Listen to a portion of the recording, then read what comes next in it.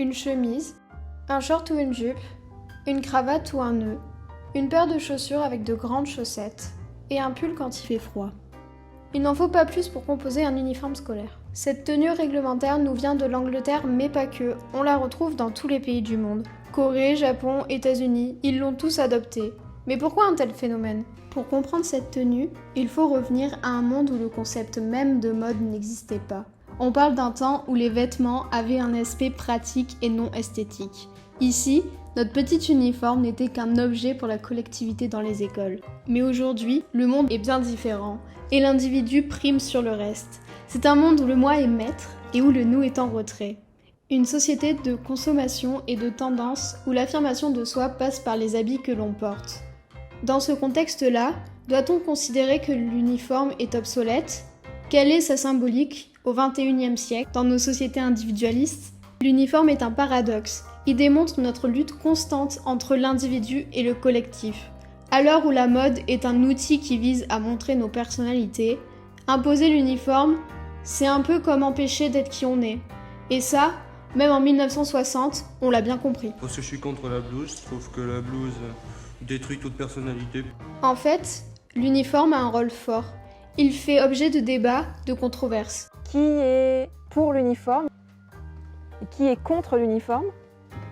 L'uniforme divise, il questionne. Seulement aujourd'hui, ça va bien plus loin que pour ou contre. Sa représentation dans la pop culture en est la preuve.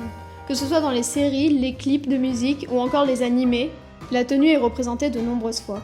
Lorsque Britney Spears porte l'uniforme scolaire de manière sexy, tout prend un autre sens. Elle s'amuse avec la tenue d'écolière. Elle se l'approprie et brise toutes les règles de bienséance. L'image de l'uniforme a muté et son utilisation nous offre le reflet des problèmes de la société dans laquelle il est ancré. Il soulève des problématiques sociétales comme le genre, l'hypersexualisation, le sexisme ou encore la pédophilie.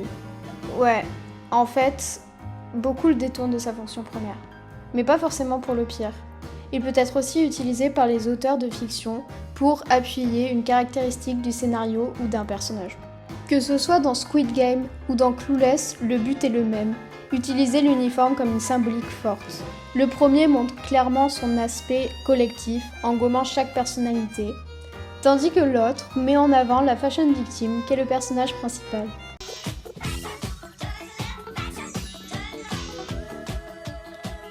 Car oui, ça peut paraître contradictoire, mais l'uniforme est une source d'inspiration et son esthétique inspire un bon nombre de créateurs de mode. Mais cet engouement fait aussi vendre, et il peut être perçu comme un simple objet de produits dérivés pour des séries populaires. On constate qu'aujourd'hui, tout le monde a tendance à s'habiller de la même manière.